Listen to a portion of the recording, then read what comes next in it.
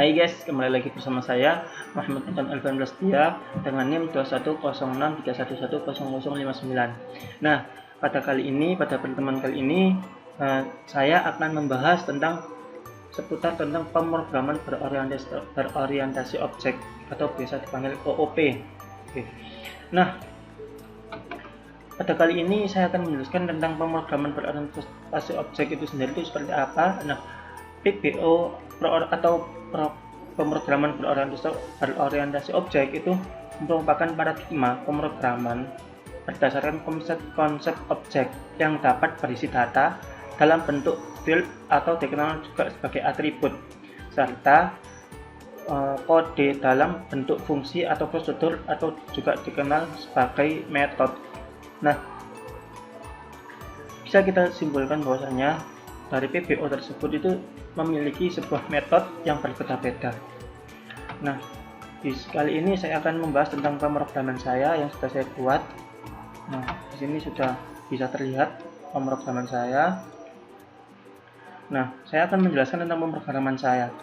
Nah, dari pemrograman saya ini saya kasih judul dengan pembayaran, public class pembayaran. Nah, yang mana public class pembayaran ini adalah super class, yang mana super class itu adalah class yang mewariskan atau menjadi induk untuk mewariskan pada subclass atau class anak seperti itu. Nah, dari sini sudah saya kasih keterangan yaitu class parent yang akan mewariskan metode total bayar pada child metode pembayaran cash dan kredit. Nah, dari kelas pembayaran ini ya ini kan adalah kelas induk. Nah, itu nantinya akan mewariskan metode dari total bayar ini kepada kelas anaknya yaitu kelas cash dan kelas kredit. Nah, untuk menghitung total pembayaran karena ada setiap metode pembayaran rumus total itu berbeda. Nah, seperti itu. Kemudian kita lanjut ke class cash. Nah, class cash itu saya memakai metode inheritance. Metode inheritance atau biasa disebut sebagai pewaris. Ya, pewaris. Nah, yang mana mewariskan objek yang dimiliki kepada objek yang diturunkan. Nah, ini tuh bersifatnya menyeluruh. Biasanya kelas yang diwariskan itu disebut sebagai subclass, sedangkan kelas yang mewariskan itu biasa disebut dengan superclass seperti yang sudah saya jelaskan tadi. Dan pembayar ini adalah superclass, sedangkan ini dan yang lainnya itu adalah subclass, anak dari induk pembayaran seperti itu. Nah, di sini atributnya itu ada integer harga dengan integer diskon. Nah, pakai integer dan integer diskon. Nah, ini juga dari kelas cash itu mengentense dari kelas induknya yaitu kelas pembayaran, yang mana fungsinya extends. Nah, fungsinya extends itu berfungsi untuk memanggil fungsi dari kelas lain, sehingga kita tidak perlu lagi membuat script yang sama pada kelas yang akan kita buat dengan kelas yang kita buat sebelumnya seperti itu. Jadi kita tidak perlu repot-repot untuk menuliskan script ulang dari kelas pembayaran ke kelas cash ini dengan manual sehingga agak rumit. Nah, dengan adanya extends itu lebih mempermudah atau mempersingkat dari script kita, sehingga kita tidak perlu lagi menuliskan dari script pembayaran ini ke script cash ini. Soalnya itu sudah otomatis menginputkan sendiri. Kita hanya perlu menambahkan atribut-atribut pada kelas tersebut tanpa harus menambahkan pada script dari kelas induknya seperti itu. Nah, di sini ada override, yaitu metode overriding atau override itu dari metode total bayar, diskon class parent atau polymorphisme. Nah, untuk menghitung rumus total bayar dengan metode cash. Gitu. Jadi adanya integer total bayar ya, itu dia akan menginputkan hitungan rumus dari total bayar tersebut dengan metode cash. Nah, overriding sendiri itu merupakan keadaan di mana kelas anak dapat mengubah atau bisa kita bilang memodifikasi atau memperluas data dan metode pada kelas induk. Nah, jadi dia bisa mengubah data dari kelas induk itu sehingga dia bisa memperluas dari kelas tersebut, dari kelas induk tersebut. Nah, kemudian kita lanjut ke kelas kredit. Nah, tadi kan ada kelas cash dan kelas kredit yang sudah dibahas di awal. Nah, di sini kelas kredit. Nah, kelas kredit juga sama dengan halnya kelas cash. Akan tetapi kelas kredit memiliki atribut yang berbeda. Memiliki atribut yang berbeda. Di kelas kredit itu memakai atribut harga, pinjaman, uang muka, dan angsuran. Nah, kemudian kelas kredit itu juga memakai extends sama dengan yang di atas, sama dengan yang kelas cash tersebut, sehingga dia tidak usah menyantumkan script lagi dari kelas induknya, begitu. Kemudian di sini sama juga menggunakan overriding dari metode total bayar di kelas parent atau polymorphisme. Nah, polymorphisme ini sendiri itu adalah sebuah prinsip dalam biologi di mana organisme atau spesies dapat memiliki banyak bentuk atau tahapan atau biasa disebut sebagai stages. Nah, lantas hubungan dari polymorphisme dalam pemrograman itu apa? Nah, hubungannya itu sendiri bisa kita definisikan sebagai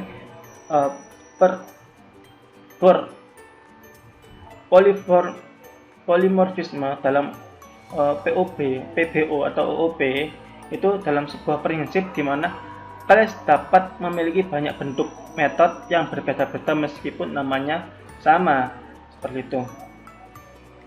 Nah, bentuk di sini dapat kita artikan isinya itu berbeda, parameternya berbeda, dan tipe datanya juga berbeda. Seperti itu. Ini kan nggak sama dengan kelas yang di atas, kelas cash tersebut. Nah, seperti itu. Kemudian di sini ada class main. Nah, class main ini itu adanya class main ini, metode main atau biasa disebut sebagai metode main itu untuk menjalankan program kita agar program kita itu bisa di run atau bisa diketahui hasil outputnya, seperti itu. Dengan hasil outputnya. Nah, di sini ada scanner input, new scanner. Nah, ini untuk men-scan dari metode-metode sebelumnya, dari metode class sebelumnya, seperti itu. Dan di sini juga ada class showroom. Nah, class showroom ini memiliki atribut harga, kemudian jenis motor, merek, tipe motor, tahun produksi, dan warna, dan sebagainya, seperti itu. Kemudian di sini ada konstruktor showroom. Nah, konstruktor sendiri itu adalah metode khusus yang akan dieksekusi pada saat pembuatan objek atau biasa disebut instance. Nah, biasanya metode ini digunakan untuk inisialisasi atau mempersiapkan data untuk suatu objek, gitu. Nah, di sini sudah terlihat bagaimana programnya. Ada disk merek, kemudian yang lainnya juga untuk menginput data dari programnya tersebut. Nah, di sini ada public void menu. Nah, public void menu ini bertujuan untuk nanti ketika kita outputkan, ketika kita run, nah otomatis di dalam output kita itu akan banyak pilihan, seperti yang sudah kita cantumkan, yang sudah saya cantumkan di sini. Saya cantumkan yaitu ada 3 menu, yaitu bebek, matic, ataupun sport seperti itu. Nah, ketika kok saya nanti memilih bebek, memilih dari menu bebek ini, motor bebek, maka nanti akan disuguhkan pilihan lagi. Kita mau memilih motor merek apa, motor tipe apa. Contoh, kita memilih motor tipe Honda. Nah, motor tipe Honda. Nah, kemudian nanti ada pilihan, ada 2 pilihan, ada di dalam dealer itu, bisa disebut dealer ya. Dalam dealer itu ada 2 pilihan motor dari motor Honda tersebut, ada Trevo dan juga ada Supra. Nah, sama seperti halnya kalau kita memilih Yamaha atau kalau kita memilih Suzuki, sama seperti itu. Kemudian dari motor matic juga itu sama, motor matic sama dengan penjelasan dari motor bebek tadi, Nah, bebek, matic, dan sport itu sama, akan tetapi dia memiliki atribut yang berbeda, memiliki menu yang berbeda. Nah, di dalam motor matic ini memiliki menu tipe motor yaitu Honda, Yamaha, dan Vespa, berbeda dengan yang motor bebek tadi. Nah, sama seperti halnya yang di atas. Nah, mungkin itu langsung kita menuju ke outputnya ya. Di sini juga motor sport juga sama seperti halnya tadi motor bebek atau motor matic. Nah, sama ini. Mungkin kita langsung ke outputnya. Oh, mungkin ini ada yang ketinggalan. Hari ini dalam menu selanjutnya. Nah, ketika kita sudah memilih dari menu-menu yang sudah saya sediakan tadi, nah di sini ada menu 3 menu lagi, yaitu check out, kembali ke menu sebelumnya, atau kita keluar. Itu. Kalau sama kita check out, kalau sama kita pilih check out, nanti kita akan disuruh memilih dalam metode pembayarannya, kita mau cash atau kita mau kredit gitu. Mungkin kalian penasaran ya hasilnya seperti apa, kita langsung running aja melihat dari hasilnya.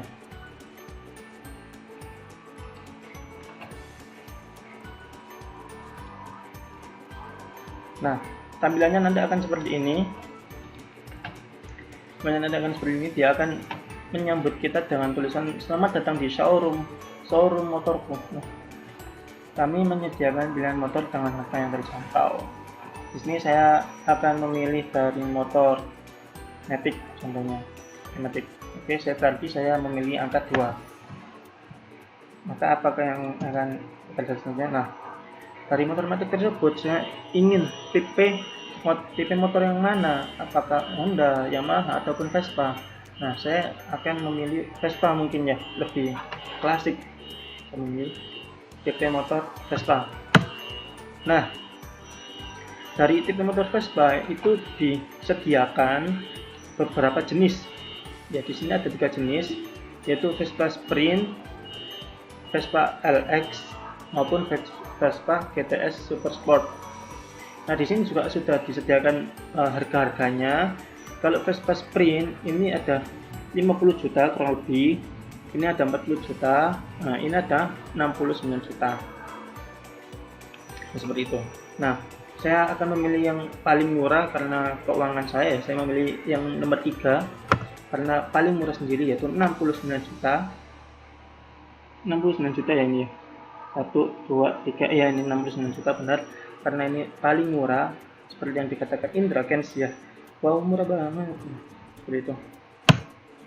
Nah, seperti yang sudah saya katakan tadi, ketika kita sudah memilih motor yang akan kita pilih, yang akan kita beli, nah kita akan disuruh memilih apakah kita mau men-check out atau membelinya, atau kita kembali ke menu sebelumnya. Kalau kita kembali ke menu sebelumnya, maka kita bisa memilih jenis motor yang lainnya. kalau semua kita masih ragu dengan jenis motor yang sudah kita pilih tersebut. Nah, berhubung saya sudah menyiapkan uangnya, saya memilih checkout. Nah, di sini pembayarannya itu ada dua, yaitu tunai ataupun kredit. Seperti yang di kelas tadi ya, ada kelas cash maupun ada kelas kredit. Kelas cash itu kelas tunai, kelas kredit kelas kredit ini seperti itu. Nah, berhubung saya sudah menyiapkan uangnya, maka saya memilih yang tunai seperti itu. Nah, maka hasilnya akan seperti ini.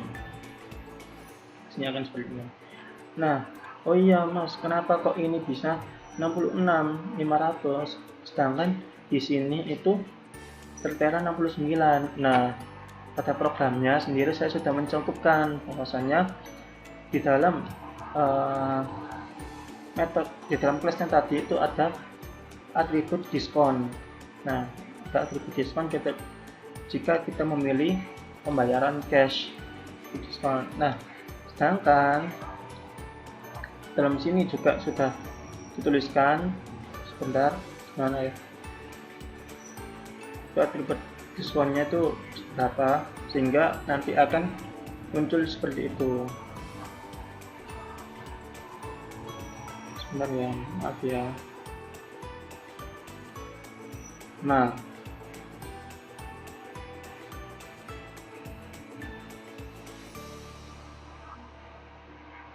atribut diskonnya gimana ya?